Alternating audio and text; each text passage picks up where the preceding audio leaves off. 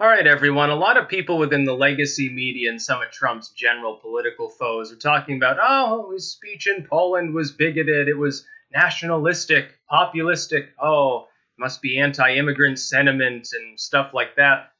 If you actually listen to the speech, though, the concept of protecting Western civilization I thought is something that all Westerners agreed was a good thing, actually, regardless of whether they think that civilization should be further left or further right, more pro-liberty or more like a European sort of pro-censorship bullshit authoritarian model. I thought that indeed all of the Western world agreed in spirit on the basic concept.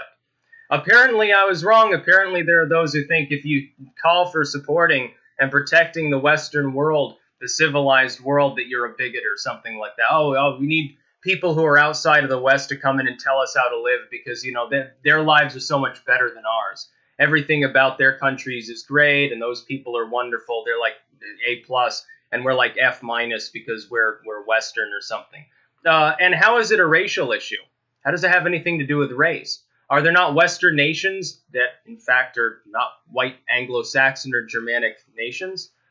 I thought that there were. I thought that Japan and South Korea and some of these other states were pretty westernized. Yeah, there's a patriotic sort of nationalized culture, like within Japan, South Korea, Taiwan, and so forth. But, I mean, they're Western. They have a Western style of government.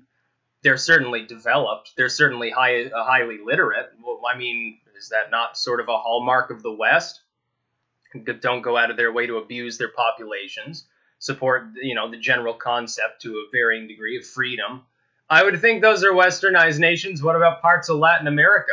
You know, for the U.S. especially, our like government forms and a lot of our politicians, they talk about how anyone who's Hispanic, even if they're clearly white, they're like not white because they're Hispanic.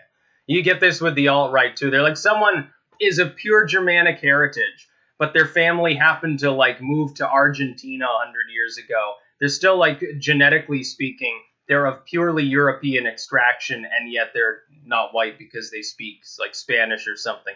I never quite understood that, and the left has done, in the wake of the Trayvon Martin stuff, the left actually took up the term white Hispanic to some degree. They still consider, though, Hispanic, unless it's someone who has victimized, you know, quote unquote, someone like Trayvon Martin, now they would still consider them to be non-white for statistical purposes. They're hoping to conglomerate them into a voting bloc or something like that. Pure pandering, pure silliness. Yeah, protecting the Western world is somehow now a bad thing. You heard it first from the morons at CNN, Salon, MSNBC, and Being Liberal, along with Vox and Jezebel and all the others. If you believe in protecting Western civilization, you're an evil, bigoted, scumbag Nazi. Which makes no sense at all. You know, this speech sounds a little bit JFK-ish or Reagan-ish to me. Yeah, were they horrible? Was JFK a horrible bigot? Was he a terrible person for saying, yeah, the West is going to prevail?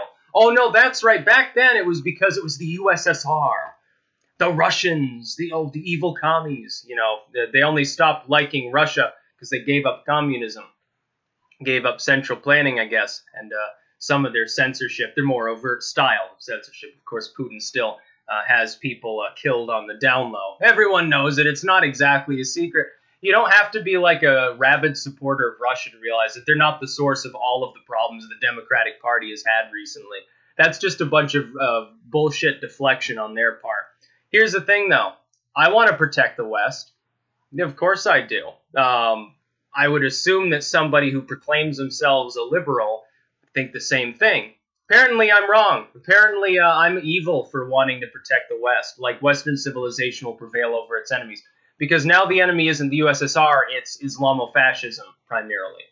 And so, or China maybe is a major competitor, a counterweight within Asia. So it's wrong to support the West. You horrible Nazis saying that the West is best is wrong. That's bigoted. You're being ethnocentric. You're supposed to love all cultures equally, even cultures that are clearly dysfunctional by our standards. They consider us dysfunctional too. You don't see them talking about, oh, we've got to love the great Satan United States that has all these weird-ass beliefs like allowing homosexual people to be left alone or allowing women to drive unaccompanied by a male relative. You don't see them clamoring to be like us. because they don't want to be like us. They have their own culture that they believe in. That's what makes them strong. Even if it's ass backwards, even if it's even if it's economically backwards, even if it's culturally totally abusive, projecting onto them our culture, yeah, it'd be like intervention. It'd be like a police state sort of move, being the world police. Likewise, why would I want any other culture to imprint upon us? Unless those ideas are already in sync with at least the basic core values of the Western world. We're not, people say Western, the natural inclination of everyone that doesn't like Trump seems to be to assume that West equals white. That's not the way that it works. We're talking about culture. We're talking about the West. We're talking about American hegemony and you know, the more sane parts of Europe, which at this point certainly does not include Germany or France or Sweden. It's more like Poland and Hungary at this point. It's really, really funny. We're talking about Japan, talking about other parts of East Asia. Increasingly, I'd say Vietnam, the Philippines. They're beginning to develop, although the Vietnam right now is having a problem with the police there attacking Catholics for some reason. They had one activist, they're like throwing her in jail, and then some Benedictine monks actually got assaulted by the police, and their abbey was like trashed. I don't know what's going on. They should know better. That's a good way to piss off Westerners. Enjoy good relations with Vietnam. Don't backslide now. We're talking about Australia. We're talking about New Zealand. We're talking about parts of Africa at this point. They're African cultures now that have westernized completely. They're trying to fight off terrorists. The Nigerians are constantly trying to fight off Boko Haram. I don't see much help being offered to them either. I see us dicking around in a place like Yemen or Somalia and ignoring countries that actually want our help. It's like with the Darfur issue so many years ago. We took a back seat and let hundreds of thousands of people get slaughtered while we were too busy slaughtering people ourselves in countries that didn't want us there. That's the big problem with the Western world's foreign policy right now. And then these leaders get together and pretend that they don't all fundamentally agree that we need to intervene where we're not wanted, stay out of where we are wanted, and lambaste our own cultures like a bunch of flagellants. Whip ourselves on the back for something that happened 200-300 years ago. Oh, we killed some Native Americans. We had slavery. Yes, we also abolished it because we realized it was stupid. And it's gone now. You want these problems in the world today? You're not looking at the Western world. You're going to have to go to Somalia or some area to Libya or Iraq or to Haiti if you want to find slavery today. If you want to find genocide that's going on today, you go to outland Nigeria where thousands of schoolgirls get raped and killed or something like that. Or you go to Afghanistan, or you look at what, not the U.S. culture, but once again, as always, the U.S. government has done to people in Iraq or to people in Syria. Or you look at what the European governments have done, not the people. The people aren't responsible. They never had a say. The governments acted with total autonomy, which is totally wrong. There shouldn't be an autocratic form of rulership. But that's the way that the ball has rolled. And it's a problem. That's where the abuse really lies. It's with big government. So preserving the West, I want to preserve liberty too.